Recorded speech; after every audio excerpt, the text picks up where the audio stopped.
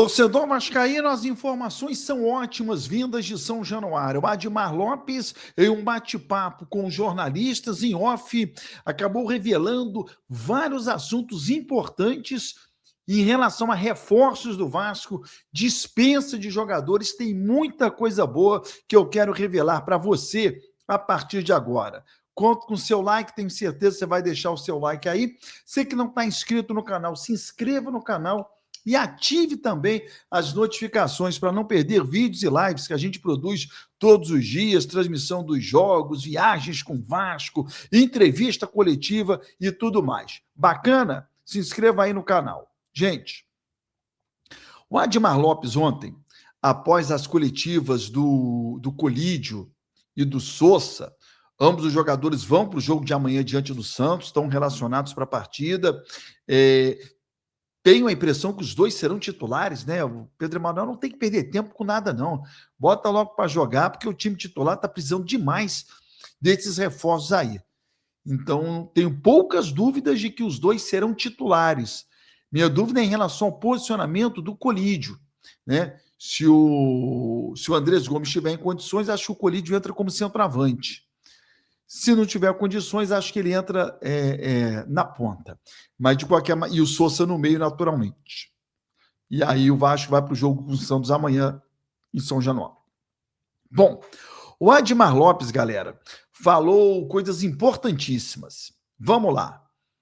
Ele confirmou que o Vasco está correndo atrás do John Mercado. John Mercado é um atacante equatoriano. O Vasco está insistindo nessa negociação. O John Mercado defendeu a seleção equatoriana desde sub-15, tá? Sub-15, sub-17, sub-20 principal. Ele hoje joga no Praga, da República Tcheca, que era um time que estava disputando os playoffs para tentar chegar à fase da Liga dos Campeões. Mas já caiu. Então, o Vasco trata como esse fator importante para a liberação do John Mercado. O Sparta Praga, República Tcheca, não vai disputar a Liga dos Campeões, o Vasco corre atrás dele, ok? Sobre o Brian Rodrigues. O América do México, ele está irredutível. Ele só aceita negociar o Brian Rodrigues por 14 milhões de euros. O Vasco chegou a 10. Parece que o Vasco não chega a 14. Eu gostaria muito que chegasse. Acho que é um jogador que muda completamente.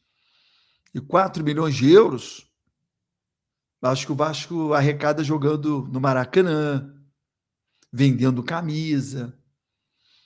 Enfim, eu gostaria muito que o Vasco se esforçasse para chegar aos 14 milhões de euros, mas aí eu não conheço profundamente a saúde financeira do Vasco, mas essa é a situação. Então, esfriou o negócio por conta disso. Segundo o Admar Lopes, o Vasco corre ainda atrás de um centroavante, ok? É uma posição tratada como prioridade no Vasco, o fazedor de gols. Jogador que chega para jogar, para ser titular absoluto.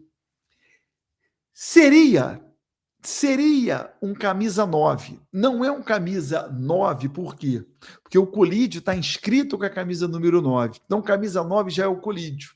Mas é camisa 9 no sentido de aquele centroavante, aquele fazedor de gols, aquele cara da área, aquele Verratti melhorado, aquele bem melhor do que o Spinelli, enfim, aquele centroavante, aquele Guilherme, aquele Luizão, né, aquele Gabigol, enfim, centroavante, tá? O Vasco busca ainda no mercado. Tudo segundo o Admar Lopes, tá? O Vasco trata da saída de estrangeiros. O Vasco está com muito gringo no elenco e o Vasco tenta negociar os gringos para abrir espaço para a chegada de outros.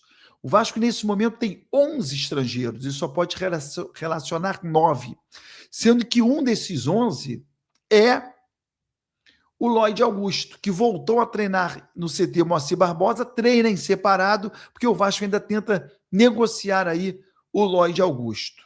Deossa. Segundo Admar Lopes, houve um acerto com o Deossa. Houve um acerto, o Deossa estava acertado, mas houve uma certa demora e o Deossa decidiu permanecer no Real Betis, porque ele ganhou oportunidades na pré-temporada, até jogando como centroavante, acabou agradando, então Deossa já passou. Diego Carlos, galera, o Vasco aguarda que o zagueiro rescinda contrato para ficar livre no mercado e o Vasco possa trazê-lo. Se essa rescisão acontecer, Diego Carlos está no Fenerbahçe da Turquia, se essa rescisão acontecer, o Diego Carlos será zagueiro do Vasco. O Vasco procura, além de um zagueiro, além de um camisa 9, um camisa 8.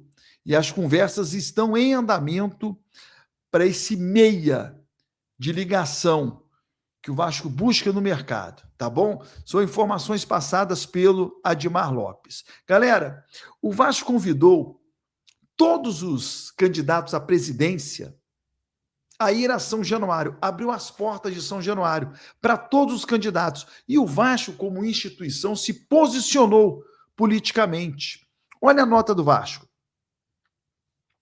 O Clube de Regatas Vasco da Gama, reafirmando seu compromisso com a transparência, informa que, diante do período eleitoral, encaminhou convite a todos os candidatos à presidência da República, para o caso de haver interesse em acompanhar as partidas do clube no estádio São Januário.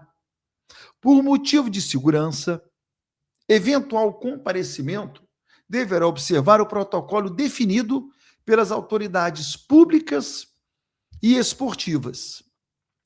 O convite foi enviado sem qualquer distinção entre candidatos e não configura apoio, endosso ou vinculação a nenhuma candidatura. O Vasco da Gama mantém a defesa dos valores democráticos, posição de estrita neutralidade no processo eleitoral e não integra, direta ou indiretamente, o debate político partidário. Então, o que o Vasco fez aí? Para que você possa entender, torcedor. O Vasco convidou todos os candidatos. Quem quiser ir a São Januário, que faça um comunicado para que o Vasco tome as medidas de segurança e o Vasco vai receber todo mundo. O Vasco não se posicionou se é direita, esquerda, centro, se apoia um, se apoia outro. O Vasco se manteve em absoluta neutralidade, apenas convidando a quem quiser a ir a São Januário em jogos do Vasco. Bacana, beleza? Deixou o seu like? Esqueceu? Há tempo. Deixe seu like aí. Se inscreveu no canal? Se esqueceu? Se inscreva agora, ative as notificações e fique ligado, hein? Meio-dia tem o programa ao vivo, a Hora do Vasco, e a qualquer momento o nosso plantão por aqui.